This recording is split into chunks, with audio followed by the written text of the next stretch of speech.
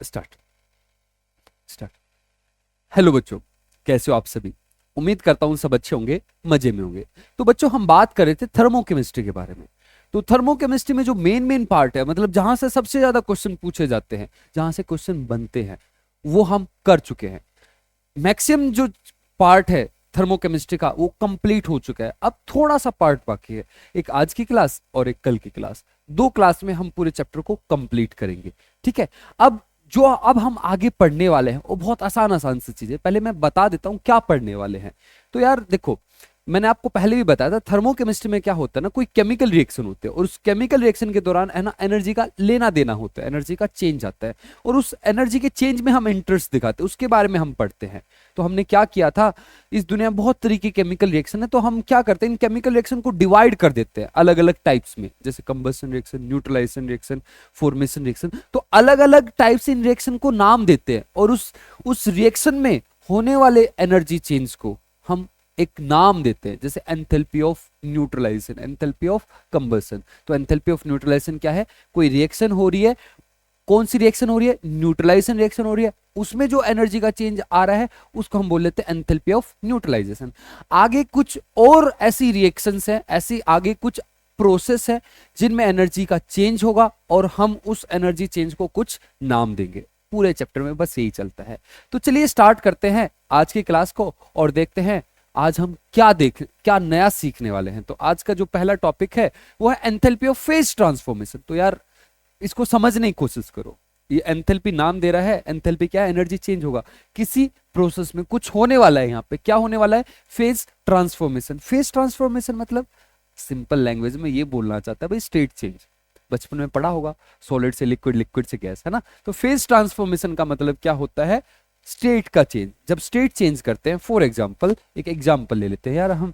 तो मान लो अपने पास है ना ये आइस है, और ये जो आइस है ना ये बहुत लो टेम्परेचर पे, -100 डिग्री सेल्सियस पे। तो मैंने क्या किया, मैंने इसको गर्म करना स्टार्ट किया।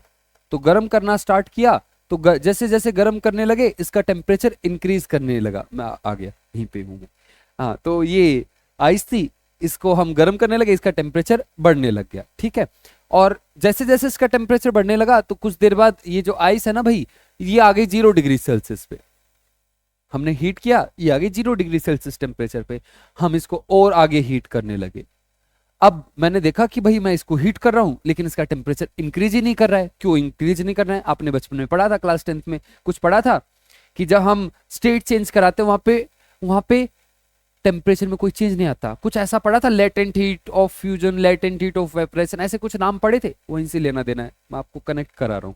तो देखो सुनो, आइस थी -100 डिग्री सेल्सियस पे, उसको गर्म किया तो आइस आ गई 0 डिग्री सेल्सियस पे। मैं इसको और गर्म कर रहा हूँ लेकिन आइस है ना यार अपना टेम्परेचर इंक्रीज नहीं कर रही है।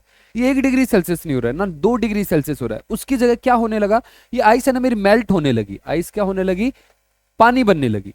और कुछ देर बाद मैं हीट देता रहा देता रहा देता रहा और ये सारी की सारी आइस पिघल के 0 डिग्री सेल्सियस पे आ गई, पानी बन गया। समझ में आ रही है बात? इस इस दौरान आप बोलोगे इस दौरान जो हम हीट दे रहे हैं वो कहां जा रही है, टेम्परेचर तो इंक्रीज नहीं हो रहा है, तो स्टेट चेंज कराने में जा रही है ना। फेज ट्रांसफॉर्मेशन हो रहा है, फेज चेंज हो रहा है, सॉलिड फेज से लिक्विड फेज में आ रहे हैं या सॉलिड स्टेट से लिक्विड स्टेट में आ रहे हैं। और इस दौरान जो हीट कंज्यूम होती है, उस दौरान जो हीट एब्जॉर्ब होती है, जब कोई फेज फेज चेंज होता है उसको बोलते हैं enthalpy of phase transformation.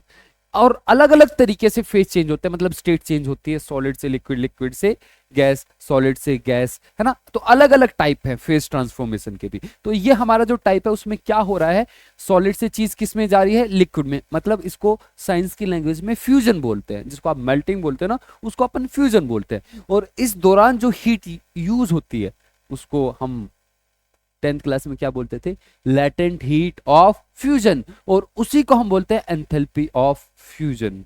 Latent heat of fusion को हम क्या बोलते हैं, एंथैल्पी ऑफ फ्यूजन। तो एंथैल्पी ऑफ फ्यूजन कौन सी है, आपने यहां से यहां तक की हीट दी वो नहीं, ये वाली हीट को हम, इस वाली हीट को हम कंसीडर नहीं करेंगे। किसमें, किसमें, एंथैल्पी ऑफ फ्यूजन में। ये वाली जो हीट है इसको हम बोलेंगे एंथैल्पी ऑफ फ्यूजन। समझ में आ रही है बात? ये पानी था, पानी को मैं फिर से गर्म करूंगा, 100 डिग्री सेल्सियस पे ले गया। 100 डिग्री के बाद इसका टेम्परेचर बढ़ाने की कोशिश करूंगा, टेम्परेचर बढ़ेगा नहीं। 100 के बाद क्या होगा, पानी किस में जाना स्टार्ट हो जाएगा, गैस में। तो उस टाइम पे जो जो हीट वो एब्जॉर्ब करेगा उसको हम बोलते हैं लेटेंट हीट ऑफ वेपरेशन, और यहाँ पे बोलते हैं एंथैल्पी ऑफ वेपरेशन। तो देखो सिंपल सी चीज है, ज्यादा मुश्किल नहीं है यार, ज्यादा लोड नहीं लेने का, आसान सी चीज है। तीन चीजें हैं, एक है एंथैल्पी ऑफ फ्यूजन, ठीक है, एक एक इनकी डेफिनेशन लिखेंगे एक एक करके। एक है एंथैल्पी ऑफ वेपराइजेशन, और एक है एंथैल्पी ऑफ सब्लिमेशन। दिख रहा है वहां पे, यस। तो सबसे पहले इसके बारे में बात करते हैं, ये जो है अपनी एंथैल्पी ऑफ फ्यूजन, देख पा रहे हो, यस। तो एंथैल्पी ऑफ फ्यूजन क्या होती है, एंथैल्पी ऑफ फ्यूजन होती है जब आप हीट, यहां पे क्या करनी पड़ता है, heat supplied, heat heat required to, किस लिए, heat required to convert 1 mole of solid, heat required to convert 1 mole of solid into liquid state, है ना। लेकिन कब कब कब कब किसके बारे में बात कर रहा हूं, यहां से यहां आप हीट सप्लाई करो, ये वाली हीट को कंसीडर नहीं करना है, यहां से यहां वाली हीट को। इस दौरान टेम्परेचर क्या रह रहा है, कांस्टेंट, है ना। तो इस टेम्परेचर को क्या बोलते हैं, इस टेम्परेचर को क्या बोलते हैं, जहां पे फेज चेंज होता रहता है, टेम्परेचर में कोई चेंज नहीं आता, इसको बोलते हैं मेल्टिंग पॉइंट, है ना। तो इसको हम बोलेंगे heat required to convert 1 mole of solid into liquid state at its melting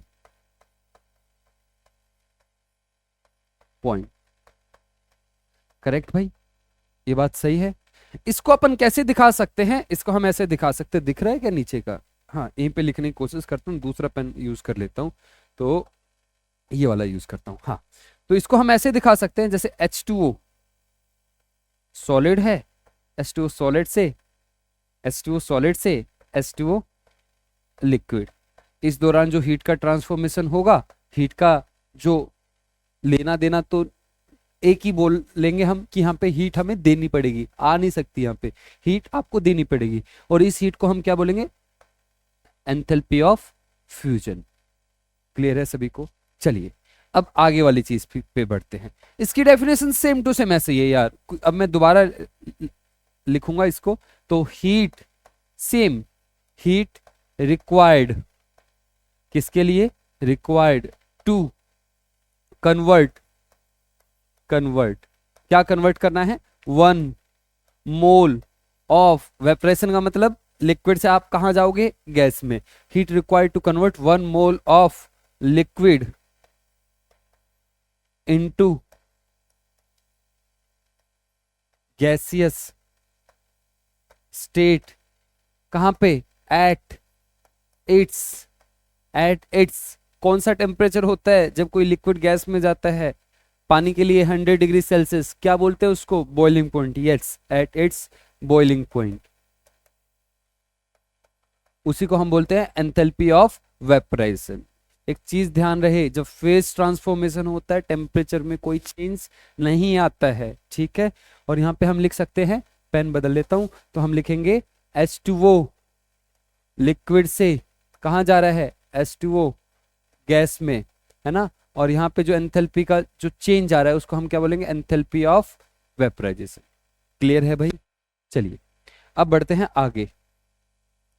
अगली चीज है अपनी सब्लिमेशन एनर्जी या enthalpy of sublimation.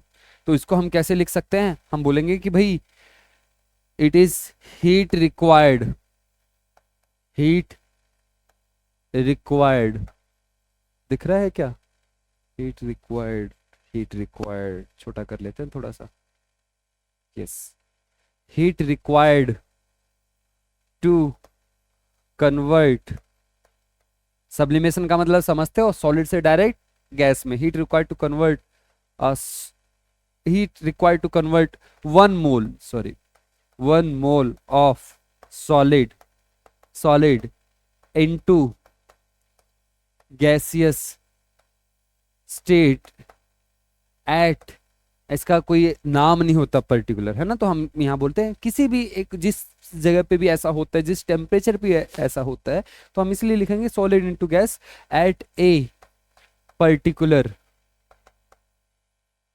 Particular temperature. उसको हम क्या बोलते हैं, एंथैल्पी ऑफ सब्लिमेशन। अभी भी नहीं दिख रहा है क्या? लो भाई, अभी तो दिखेगा, दिखा, अभी दिखेगा, पर्टिकुलर है, बस इतना है। तो इसको हम कैसे दिखा सकते हैं, हम ऐसे दिखा सकते H2O सॉलिड से H2O गैस में। अब हो रहा है नहीं हो रहा है मैं बस लिख रहा हूं, है ना, इसमें आप बोलोगे कि सॉलिड से गैस में कैसे जाएगा, है ना, मैं बस दिखा रहा हूं। अगर सॉलिड से गैस में जाएगा हम उसको क्या बोलेंगे, एंथैल्पी ऑफ सब्लिमेशन। क्लियर है? ये हुआ enthalpy of phase transformation, state change होना। अब कई बार क्या होता है, जरूरी नहीं है कि स्टेट चेंज को ही हम फेज ट्रांसफॉर्मेशन बोलते हैं। जैसे कार्बन है, कार्बन अपना कार्बन ग्रेफाइट है, ग्रेफाइट से अगर ये डायमंड बन जाएगा तो हम इसको भी क्या बोलेंगे कि भाई ये इसके इसके स्ट्रक्चर के अंदर कुछ चेंज आ रहा है ना, स्ट्रक्चर के अंदर चेंज आ रहा है, तो हम इसको भी क्या बोलेंगे कि ये अपना फेज बदल रहा है, पहले से थोड़ा अलग हो गया है ना, तो फेज ट्रांसफॉर्मेशन, इसको भी फेज ट्रांसफॉर्मेशन बोल सकते हैं। क्लियर है? आई थिंक आपको ये जो एंथैल्पी ऑफ फेज ट्रांसफॉर्मेशन है वो समझ में आ गई होगी, ज्यादा मुश्किल तो है नहीं, आसान से है। बस इससे इसके बेस पे है ना यार, कि इसके बेस पे कोई न्यूमेरिकल वगैरह नहीं पूछे जाते, इसका यूज होता है। किसी क्वेश्चन में देगा एंथैल्पी ऑफ फ्यूजन, तो आपको पता होना चाहिए फ्यूजन होता क्या है, इसके बेस पे डायरेक्ट क्वेश्चन आएंगे, ये क्वेश्चनों में यूज करेगा इन टर्म्स को, इन वर्ड्स को, तो इसलिए इनके बारे में हमें पता होना चाहिए। चलिए आगे बढ़ते हैं, अगली चीज है अपनी, अगली चीज क्या है, enthalpy of atomisation. Enthalpy of atomisation क्या होता है? एटोमाइजेशन नाम से कुछ आइडिया लग रहा है क्या आपको? एंथैल्पी ऑफ एटोमाइजेशन इसको ऐसे दिखाता है, डेल्टा एच और ए लगा देते हैं यहाँ पे। तो एंथैल्पी ऑफ एटोमाइजेशन नाम से क्या आइडिया लग रहा है? देखो बार बार वो एक ही चीज हो रही है इस पूरे चैप्टर में, कुछ चेंज हो रहे हैं, यहाँ से कोई, यहाँ पहले एक चीज होती थी वो कुछ दूसरी बन रही है, और उस दौरान है ना एनर्जी का लेना देना होता है, और ये जो कैसा कैसा चेंज हो रहा है ना उसके बेस पे हम इस ये जो एनर्जी है उसको नाम देते हैं। जैसे पीछे वाले प्रोसेस में क्या होता, सॉलिड से मान लो लिक्विड में गया, तो लिक्विड में गया तो हम इसको बोलेंगे फ्यूजन, है ना, और इसके बेस पे जो एनर्जी है उसको नाम दे दिया एंथैल्पी ऑफ फ्यूजन। बस ऐसे ही तो हो रहा है, लिक्विड था, लिक्विड से गैस में जा रहा है, लिक्विड से कहां जा रहा है, गैस में, तो इस एनर्जी को क्या बोलते हैं, एंथैल्पी ऑफ वेपराइजेशन, है ना। कोई चीज थी उसको हम जला रहे हैं, जला के कुछ बना, इस दौरान जो हीट निकली उसको हमने क्या बोल दिया, एंथैल्पी ऑफ कंबसन, है ना।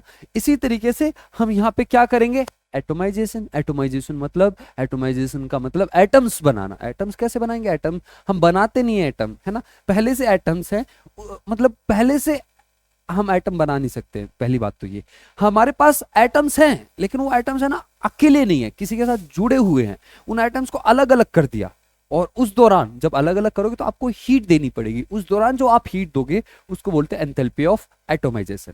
फॉर एग्जाम्पल के लिए देख लेते हैं, एग्जाम्पल के लिए जैसे H2 है अपने पास, H2 है, हाइड्रोजन के एटम्स है, ये इसको हम ऐसे दिखा सकते हैं, है ना, तो एटम्स तो है लेकिन वो अकेले अकेले नहीं है, जुड़े हुए हैं, तो हम इन एटम्स को अलग करने वाले हैं, इन एटम्स को अलग करने हैं, और इस दौरान जो आप हीट दोगे एटोमाइजेशन के लिए, आपको एटम्स को, मतलब एटम्स को अगर एटम पास आते तो एनर्जी निकलती है, अगर एटम्स को दूर लेके जाना चाहते हो, जैसे मैग्नेट है उनको दूर लेके जाओगे तो आपको एनर्जी लगानी पड़ेगी, है ना, तो यहाँ पे एनर्जी आपको देनी पड़ेगी, और उस एनर्जी को क्या बोलेंगे, एंथैल्पी ऑफ एटोमाइजेशन।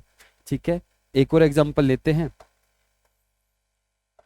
ये गैस में है, ये भी गैस में बनेगा। एक और एग्जांपल लेते हैं, जैसे CH4 गैस है, इसमें एक कार्बन है, उसके साथ 4 हाइड्रोजन जुड़े हुए हैं, और उन सबको अलग अलग करना है, तो कार्बन गैस और 4 हाइड्रोजन गैस स्टेट में, इसमें जो एनर्जी लगेगी उसको भी हम क्या बोलेंगे, एंथैल्पी ऑफ एटोमाइजेशन। अच्छा, जैसे सोडियम है, सोडियम सॉलिड है, तो सोडियम सॉलिड कैसा होता है, सोडियम सॉलिड इस तरीके का होता है, देखो ये सोडियम का टुकड़ा लिया मान लो, तो इसके अंदर है ना एटम्स हैं ऐसे, तो इनके बीच में मेटेलिक बॉन्डिंग है, ये ऐसे एक दूसरे से चिपके पड़े हैं। तो अभी एटम्स तो है, ऐसा नहीं एटम्स नहीं है, अभी एटम्स जुड़े हुए हैं, हमें इनको अलग अलग करना है, गैसेस स्टेट में लेके आना है, सिंपल मतलब ये है। तो सॉलिड से हम गए, इसको गैस बना दिया है, सोडियम एटम, इन सारे एटम्स को अलग अलग कर दिया, अलग अलग हो गए। तो हम क्या बोलेंगे, सोडियम एटम किस में आ गए, गैसेस स्टेट में। अलग अलग होने का मतलब सोडियम किस में आ गया, गैस में। तो हमें एटम्स बनाने हैं, वो भी कौन सी स्टेट में, गैसेस स्टेट में। वो पहले जुड़े होंगे, उनको हमें अलग अलग करना है, उस दौरान जो हीट लगेगी उसको बोलेंगे एंथैल्पी ऑफ एटोमाइजेशन। तो इसकी डेफिनेशन लिखते हैं, what is enthalpy of atomization. So it is heat या energy, heat required to dissociate a substance. कोई भी सब्सटेंस हो सकता है, वो एलिमेंट हो सकता है, कंपाउंड हो सकता है, सॉलिड हो सकता है, लिक्विड हो सकता है, गैस हो सकता है, कुछ भी है, कोई भी सब्सटेंस है, हमें उससे कोई लेना देना नहीं है। Heat required to dissociate 1 mole of a substance, ये लिखना मैं भूल गया, ये सबसे इंपॉर्टेंट है। सब्सटेंस कैसा भी हो लेकिन 1 मोल होना चाहिए। Heat, it is heat required to dissociate 1 mole of a substance into its gaseous atoms is known as enthalpy of dissociation. For example, H2 है भाई, H2 को हमने तोड़ दिया, 2 हाइड्रोजन एटम बन गए, इस दौरान जो हीट अपन को लगी उसको बोलेंगे एंथैल्पी ऑफ एटोमाइजेशन। अब सुनो, आप बोलोगे सर ये तो हमने पहले देखा हुआ है ना। H2 के बॉन्ड को तोड़ना है, यहाँ पे HH बॉन्ड है ना। इस बॉन्ड को तोड़ने में जो एनर्जी लगती थी उसको तो अपन बॉन्ड डिसोसिएशन एनर्जी बोलते थे, यहाँ पे आप एंथैल्पी ऑफ एटोमाइजेशन बोल रहे हो। यस, एक एंथैल्पी को अगर एक एंथैल्पी है उसको दूसरा नाम भी मिल सकता है। कैसे, आप बोलोगे कैसे, देख लो यार, एक एग्जांपल से समझा देता हूं। जैसे यार ये एक रिएक्शन है, कार्बन ग्रेफाइट है और यहाँ पे O2 है, गिव्स CO2 गैस। ठीक है, समझ रहा है इतना। अच्छा, ये जो रिएक्शन है इससे एनर्जी निकली, delta H of this reaction is, मान लेते हैं एक्स जूल, -X जूल निकल रही है, तो -X जूल, इस रिएक्शन से इतनी एनर्जी निकली। अब इस रिएक्शन से जितनी एनर्जी निकली तो उसको मैं बोल सकता हूं enthalpy of combustion of carbon, sorry CO2 को थोड़ी ना जला रहे हैं, कार्बन को जला रहे हैं, कार्बन को ही तो जला रहे हैं, है ना। तो ये जो रिएक्शन है इसकी जो एनर्जी है वो एंथैल्पी ऑफ कंबशन बोल सकते हैं। कार्बन की कितनी होगी, वो भी सेम होगी। क्या मैं इसको एंथैल्पी ऑफ फॉर्मेशन बोल सकता हूं CO2 की, यस वो भी बोल सकते हो, वो भी कितनी होगी, -X जूल। तो देखो एक ही रिएक्शन है, इससे इतनी एनर्जी निकल रही है, लेकिन इस डेल्टा एच को हम अलग अलग नाम दे सकते हैं क्योंकि यहाँ पे कंबशन भी हो रहा है और फॉर्मेशन भी हो रहा है, सही बात है। इसी तरीके से यहाँ पे क्या हो रहा है, यहाँ पे बॉन्ड भी टूट रहा है और क्या हो रहा है, एटम्स भी बन रहे हैं गैसियस स्टेट में, इसलिए हम ये एटम्स बन गए, इसलिए हमने बोल दिया एंथैल्पी ऑफ एटोमाइजेशन। बॉन्ड टूट रहा था इसलिए हम इसको और क्या बोल सकते हैं, इसको हम बोल सकते हैं delta H bond dissociation energy, ऐसे दिखा देते हैं डेल्टा एच बॉन्ड, है ना। तो दोनों सेम है। अच्छा, एक चीज को समझना यार, एक चीज को समझना, एक गड़बड़ मत कर देना। अगर मैं ऐसे लिखता हूं कभी भी, ½ H2 गिव्स एक ही H गैस, इसको अपन डेल्टा HA नहीं बोल सकते हैं। क्यों नहीं बोल सकते हैं, अच्छे से कांटा लगा देता हूं, इसको हम डेल्टा HA नहीं बोल सकते। अब बोलोगे क्यों, क्योंकि भाई हमारी डेफिनेशन क्या बोलती है, it is the heat required to dissociate 1 mole. Substance कितना लेना है, 1 मोल। यहाँ पे 1 मोल सब्सटेंस है, सब्सटेंस कौन है, H2, और यहाँ पे अपना सब्सटेंस कितना है, ½ मोल, ½ मोल नहीं 1 मोल होना चाहिए। तो इसको हम एंथैल्पी ऑफ एटोमाइजेशन नहीं बोलेंगे। अपने एटम्स कितने भी बने उससे हमें कोई लेना देना नहीं है, हमारे एटम्स कितने बने उससे कोई लेना देना नहीं है, सब्सटेंस कितना होना चाहिए, 1 मोल। ठीक है, अब ये सब्सटेंस क्या हो सकता है, एलिमेंट हो सकता है, कंपाउंड हो सकता है, सॉलिड स्टेट में हो सकता है, लिक्विड स्टेट में हो सकता है, गैसियस स्टेट में हो सकता है। अगर आप उसको एटम्स बना रहे हो उस दौरान जो एनर्जी लगेगी उसको अपन बोलेंगे एंथैल्पी ऑफ एटोमाइजेशन। क्लियर है, ये वर्ड भी कई बार आपको क्वेश्चनों में देखने को मिल सकता है। एंथैल्पी ऑफ एटोमेशन कंप्लीट हुआ। अब हम अगली एंथैल्पी की तरफ बढ़ते हैं। चलिए अगली एंथैल्पी की तरफ बढ़ते हैं। मैं थोड़ा पानी पी लूं यार, प्यास लगी है, फिर आगे बढ़ते हैं।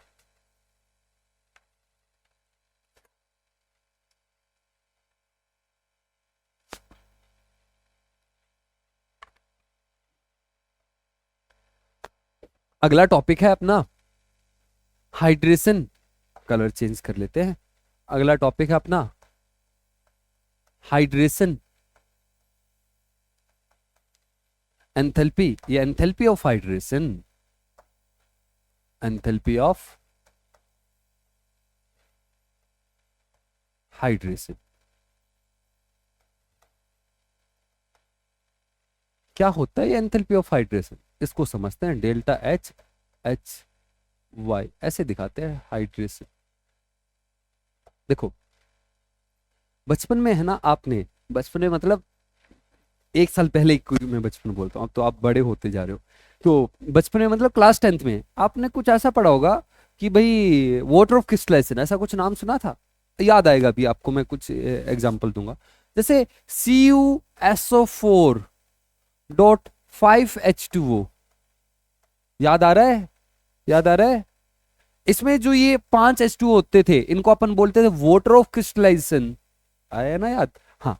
अब ये जो वोट, अगर ये CuSO4.5H2O है, इनको बुलाया था वाटर ऑफ क्रिस्टलाइजेशन। मतलब ये कॉपर सल्फेट जो होता है ना, सॉलिड होता है ना, उसके अंदर कुछ वाटर के मॉलिक्यूल अंदर आके ट्रैप हो जाते हैं उसके स्ट्रक्चर के अंदर, और उन वाटर मॉलिक्यूल्स को बोलते हैं वाटर ऑफ क्रिस्टलाइजेशन। सॉलिड है, और अगर इसको हम हीट कर दे तो ये सारे वाटर के मॉलिक्यूल बाहर बाहर भाग जाते हैं। 5H2O दिख रहा है? यस। हाँ। और ये सॉलिड है। इसमें जब वाटर ऑफ क्रिस्टलाइजेशन प्रेजेंट होते हैं अपने सॉल्ट के साथ, तो इसको बोला जाता है हाइड्रेटेड सॉल्ट। हाइड्रेटेड और सॉल्ट, इसको बोला जाएगा एनहाइड्रस सॉल्ट। एनहाइड्रस सॉल्ट, समझ रहा है क्या? ये हाइड्रेटेड सॉल्ट, ये एनहाइड्रस सॉल्ट। अब कुछ चीजें मैं आपसे पूछना चाहूंगा। एनहाइड्रस सॉल्ट है, एनहाइड्रस सॉल्ट से अपन को हाइड्रस बनाना। एनहाइड्रस का मतलब समझ रहे हो ना भाई, कि उसके अंदर जो वाटर आके बैठ गया था उसको निकाल दिया हमने। कैसे निकालोगे? उसको गर्म कर देने का है। ठीक है। अब अपने पास ये एनहाइड्रस सॉल्ट है। एनहाइड्रस सॉल्ट से ये बन सकता है। अगर मैं एनहाइड्रस सॉल्ट लेके आऊं और यहाँ पे रख दूं, तो ये क्या करेगा? अपने आसपास से मॉइस्चर को अपने अंदर ले सकता है। ठीक है। जब वो लेगा तो एनर्जी रिलीज होती है। आप बोलोगे क्यों रिलीज होती है यार? आप बोलोगे एनर्जी क्यों रिलीज होती है? तो कभी भी अट्रैक्शन होता है। क्या होता है? अट्रैक्शन। तो अट्रैक्शन जब होता है तो एनर्जी रिलीज होती है। क्यों होती है? क्योंकि अट्रैक्शन होने से चीजें स्टेबल होती है। आपने पढ़ा था, दो एटम्स हैं, दो एटम्स हैं, बॉन्ड बनाने जा रहे हैं। बॉन्ड बनाने जा रहे हैं मतलब पास पास आ रहे हैं। तो जब पास पास आते हैं तो एनर्जी डिक्रीज करती है। जब ये दूर दूर थे तो एनर्जी इतनी थी, जब ये पास पास आए तो एनर्जी कम हो गई, बीच वाली एनर्जी रिलीज होगी, है ना? तो जब अट्रैक्शन होता है तो एनर्जी रिलीज होती है। अगर मुझे दो एटम्स पहले से पास पास है, इनको दूर लेके जाना है, तो मुझे एनर्जी सप्लाई करनी पड़ेगी, है ना? तो ऐसे आप पढ़ते हो ना यार, कि बॉन्ड ब्रेक करना होता है तो एनर्जी सप्लाई करनी होती है। जब बॉन्ड बनता है, बॉन्ड बनना मतलब अट्रैक्शन, फोर्स ऑफ अट्रैक्शन को ही तो बॉन्ड बोलते हैं। तो जब अट्रैक्शन होता है तो एनर्जी क्या होती है? रिलीज होती है। अब देखो यहाँ पे, देखो यहाँ पे क्या हो रहा है? CuSO4 है, अगर इसके अंदर 5, इसके अंदर वाटर के मॉलिक्यूल्स इसके अंदर आने लगे, अंदर आने लगे मतलब अट्रैक्ट होने लगे, तो अट्रैक्शन की वजह से एनर्जी रिलीज होगी। तो जब एनहाइड्रस सॉल्ट से हाइड्रेटेड सॉल्ट बनता है, कुछ एनर्जी निकलती है, और उस एनर्जी को हम बोलते हैं, क्या बोलते हैं? क्या बोलते हैं? उस एनर्जी को हम बोलते हैं एंथैल्पी ऑफ हाइड्रेशन। समझा क्या? अनहाइड्रस सॉल्ट से हाइड्रेटेड सॉल्ट बना, उस दौरान एनर्जी निकली, और उस एनर्जी को नाम दे दिया। क्या नाम दे दिया? हमने नाम दे दिया एंथैल्पी ऑफ हाइड्रेशन। ऐसा ही तो करते हैं यार, कोई प्रोसेस हो रहा है, यहाँ पहले कुछ था बाद में कुछ बना, इसके दौरान कुछ एनर्जी का चेंज हुआ, या तो एनर्जी उसने ली या बाहर निकाली, और उस एनर्जी के हमने नाम दे दिया। तो अब इस बार क्या नाम दिया? Enthalpy of hydration. क्लियर है? क्लियर है? इसको लिख लेते हैं यार, क्या है एंथैल्पी ऑफ हाइड्रेशन? तो what is enthalpy of hydration? It is heat release when one mole, 1 mole of, 1 mole, generally 1 मोल लेते हैं अपन, मोलर एंथैल्पी के बारे में बात हो रही होती है। अगर मोलर ना भी लिखा जाए तो वो मोलर ही होता है। It is the heat release when 1 mole of anhydrous salt is converted into hydrated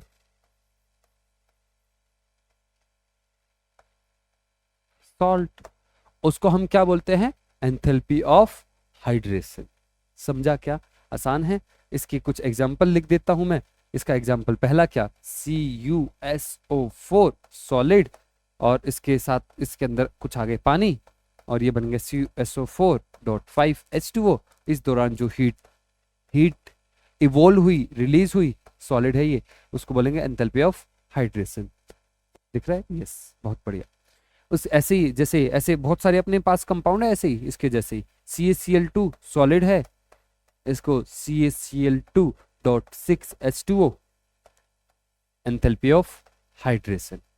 ऐसे ही एक है MgSO4 सॉलिड, एनहाइड्रस, ये हाइड्रेटेड, MgSO4.7H2O, इसको बोलते हैं एंथैल्पी ऑफ हाइड्रेशन। बस एंथैल्पी ऑफ हाइड्रेशन कंप्लीट हुआ। आसान है। एनहाइड्रस सॉल्ट था, उससे हाइड्रेटेड बना, और उस दौरान जो हीट रिलीज हुई उसको हम बोलते हैं एंथैल्पी ऑफ हाइड्रेशन। आपने केमिकल बॉन्डिंग में एक टॉपिक पढ़ा होगा, क्या बोलते हैं, सोलिबिलिटी। जब आप सोलिबिलिटी पढ़ रहे थे तो वहां पे ये हाइड्रेशन वगैरह के बारे में बात हुई थी। तो एक और वहां पे एक और बड़ी इंपॉर्टेंट चीज थी, लैटिस एंथैल्पी। तो लैटिस एंथैल्पी क्या होता है उसको और यार समझने की कोशिश करते हैं। लैटिस एंथैल्पी क्या है? Lattice enthalpy, what is this lattice enthalpy? Delta H, और ऐसे दिखाते हैं लैटिस। तो पहले यार ये जो लैटिस है ना, इस वर्ड को समझने की कोशिश करते हैं। लैटिस का मतलब क्या है? तो लैटिस का जनरल मतलब क्या होता है? लैटिस का जनरल मतलब होता है कि भाई एक ऑर्डर्ड अरेंजमेंट। फॉर एग्जांपल, मान लो अपने पास ब्रिक्स है, और ब्रिक्स एक ऑर्डर तरीके से आपने रख रखी है।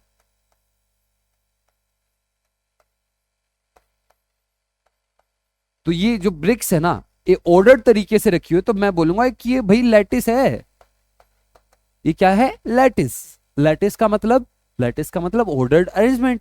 अगर आप इन ईंटों को, ब्रिक्स को इधर उधर फेंकते हो, इधर उधर बिखरी पड़ी हैं, तो इसको हम लैटिस नहीं बोल सकते। लैटिस मतलब एक ऑर्डर्ड अरेंजमेंट। ठीक है। लैटिस आपने कहां पढ़ा था? केमिकल बॉन्डिंग में। केमिकल बॉन्डिंग में भी कोवलेंट बॉन्ड में, आयनिक बॉन्ड में, है ना। तो आयनिक बॉन्ड में आपको पता है कि यार पॉजिटिव चार्ज होते हैं, नेगेटिव चार्ज होते हैं। जब आयनिक बॉन्ड बनता है उसमें एक कैटायन होता है, एक एनायन होता है। तो जैसे पॉजिटिव चार्ज है, negative charge, positive charge, negative charge, positive charge, negative charge, positive charge, negative charge, negative charge, positive, positive, negative, negative, positive, positive, negative, negative, positive, negative, positive, positive, negative, negative, positive. तो ऐसे चलता है। ये negative positive का मतलब, ये जो ions होते हैं ना, जब वो जुड़ते हैं, जैसे नमक है तो उसमें बहुत सारे आयन हैं। बहुत सारे आयन मतलब 2 ही आयन है, कैटायन और एनायन, लेकिन बहुत सारे नंबर में। तो जब वो जुड़ते हैं ना एक दूसरे से, तो अपने आप अरेंज हो जाते हैं एक ऑर्डर तरीके से। ऑर्डर तरीके से मतलब भाई ये पॉजिटिव, ये negative, negative positive, positive negative, negative positive, positive negative. तो एक के बाद एक आ रहा है ना, ऐसा तो नहीं है ना एक पॉजिटिव 10 नेगेटिव, ऐसा तो नहीं हो रहा ना, कुछ रैंडम तो नहीं है ना, एक ऑर्डर है, पॉजिटिव नेगेटिव पॉजिटिव नेगेटिव। तो ऑर्डर तरीके से अरेंजमेंट होता है। कहां पे? आयनिक कंपाउंड्स में। जो आयंस होते हैं वो ऑर्डर तरीके से अरेंज होते हैं। तो ऑर्डर तरीके से अरेंज होते हैं, तो इस पूरी चीज को अपन क्या नाम दे देते हैं? लैटिस। तो लैटिस बनते हैं आयनिक कंपाउंड में, और कहीं पे भी बनते हैं, यस, मेटल्स में भी बनते हैं लैटिस। तो लैटिस का मतलब जहां पे ऑर्डर्ड अरेंजमेंट होती है किसी भी चीज की, आयंस हो, एटम्स हो, आदमी हो, किसी भी चीज की अगर ऑर्डर अरेंजमेंट होती है उसको बोलते हैं लैटिस। ठीक है भाई। तो ये लैटिस बन गया आयनिक कंपाउंड में। अब इस लैटिस को अगर आपको ब्रेक करना है, इन आयंस को दूर दूर लेके जाना है, तो एनर्जी लगेगी, है ना। और इस लैटिस को तोड़ने में जो एनर्जी लगती है उसी को बोलते हैं लैटिस एंथैल्पी। बस इतना है। तो व्हाट इज लैटिस एंथैल्पी? तो एक बार पीछे आते हैं। तो what is lattice enthalpy? It is the energy required, it is the energy required to break. Break अच्छा वर्ड नहीं लगता है, नॉर्मल थोड़ा अच्छा सा वर्ड यूज करते हैं। To dissociate 1 mole of an ionic compound in its gaseous ions, उसको हम क्या उसको क्या बोलते हैं हम? Lattice enthalpy. क्लियर है? क्या मतलब है इसको इक्वेशन की मदद से समझते हैं। NaCl सॉलिड था, ठीक है, NaCl सॉलिड था, इसके अंदर बहुत सारे आयंस थे जो एक दूसरे से जुड़े हुए थे, लैटिस बना रखा था। उसको हमने तोड़ दिया, जब तोड़ दिया तो Na+ दूर, Cl- दूर, एक नहीं बहुत सारे। अब जब ये Na+ आयन दूर दूर है तो कौन सी स्टेट में रहेंगे? Na+ आयन पास पास तो रह नहीं सकते, सेम चार्ज है, तो अलग अलग रहेंगे। कौन सी स्टेट में रहेंगे? गैसेस। तो Na+ गैस और Cl- गैस। और इस दौरान जो एनर्जी का चेंज आया उसको हमने क्या बोलते हैं? Lattice enthalpy. एनर्जी का चेंज आया मतलब हमने एनर्जी सप्लाई की। क्लियर है? लैटिस एंथैल्पी को लोग दूसरे तरीके से भी डिफाइन करते हैं। आपको पता है अगर किसी चीज को तोड़ने में जितनी एनर्जी लगती बनने में भी सेम एनर्जी लगेगी, है ना। तो अगर हम यहां से यहां जा रहे हैं तो जितनी एनर्जी लगी वापस आएंगे तो सेम एनर्जी। तो लैटिस एंथैल्पी को उल्टा भी डिफाइन करते हैं। कैसे डिफाइन करते हैं? वो बोलते हैं कि जब जब जब गैसियस आयन मिलके 1 मोल सॉलिड बनाते हैं, 1 मोल लैटिस बनाते हैं, 1 मोल आयनिक कंपाउंड बनाते हैं, उस दौरान जो हीट रिलीज होगी, इस तरफ तो हमें देनी पड़ रही थी और इस तरफ हीट रिलीज होगी। इस जब आयंस मिलके जब सॉलिड बनाएंगे उस टाइम पे जो हीट रिलीज होगी उसको भी हम क्या बोल सकते हैं? Lattice enthalpy. तो लैटिस एंथैल्पी को डिफाइन करने के अपने पास 2 तरीके हैं। क्लियर है? मिलते हैं अगली क्लास में, तब तक के लिए गुड बाय।